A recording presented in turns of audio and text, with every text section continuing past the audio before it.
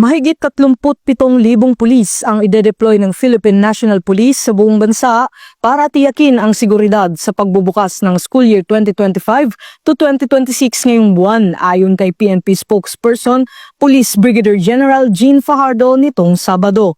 Aniya 5,000 sa kanila ang ilalagay sa mga police assistance desk sa mga paaralan. Bukod dito, may mga mobile at foot patrollers rin na ide-deploy malapit sa mga paaralan upang masiguro ang kaayusan at seguridad ng mga mag-aaral, guro at mga magulang sa unang araw ng pasukan.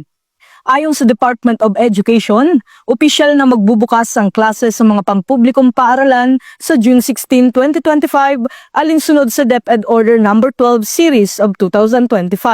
Ito ay bahagi ng pagbabalik sa dating school calendar bago ang pandemya. Tatagal ang school year hanggang March 31, 2026 na may kabuuang 197 araw ng klase, kabilang na ang end of school year rights.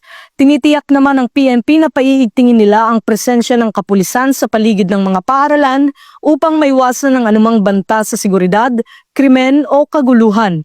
Sisiguraduhin din ng PNP ang kaligtasan at kaayusan sa mga transport terminals, paliparan, pantalan, malls at iba pang matataong lugar na inaasahang dadagsain sa pagbubukas ng klase.